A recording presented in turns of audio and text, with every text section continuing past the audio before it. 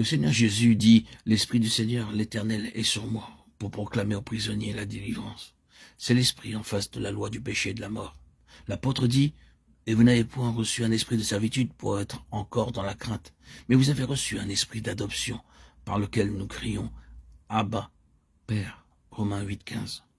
Aux Galates, l'apôtre dit, « C'est pour la liberté que Christ nous a affranchis. Demeurez donc fermes, et ne vous laissez pas mettre de nouveau sous le joug de la servitude. » Galates 5, 1.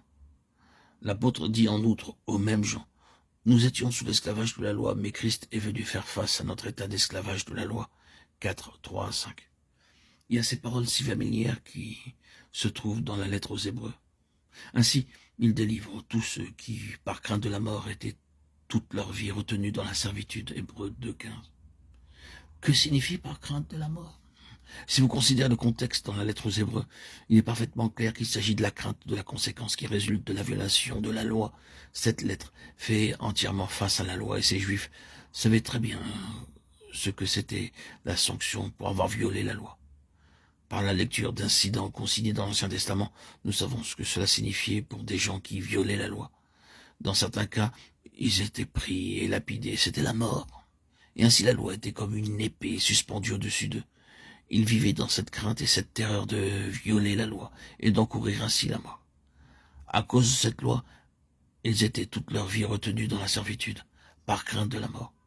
Mais écoutez les paroles de cet autre passage, la crainte n'est pas dans l'amour, mais l'amour, parfois, l'amour parfait, bannit la crainte. 1 Jean 4, 18.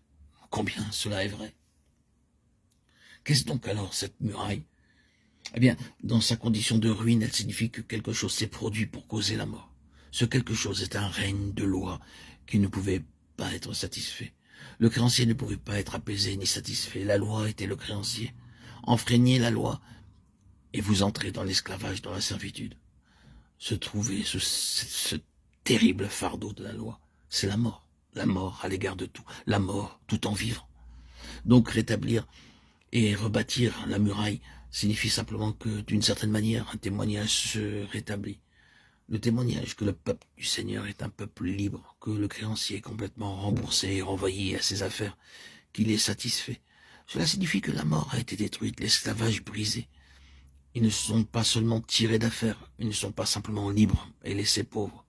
Ils sont dans l'opulence avec des richesses célestes en tant que peuple riche et libre du Seigneur. Ne convenez-vous pas qu'il y a aujourd'hui parmi le peuple de Dieu la nécessité de retrouver quelque chose de semblable? Que ce soit la loi de l'Ancien Testament ou celle du Nouveau, un très grand nombre de gens ne jouissent pas de la liberté de la vie dans l'esprit. Même le Nouveau Testament, malgré ses grandes doctrines, s'est cristallisé en un système de loi, et les gens sont rabroués par cela. Le fondamentalisme est comme cela. Le fondamentalisme en tant que tel peut devenir simplement un autre système de loi, sans vie. Ces vérités sont exactes, mais en lui-même, il tombe dans la catégorie de ce dont parlait l'apôtre quand il faisait la distinction entre la lettre et l'esprit. Romains 7, 6.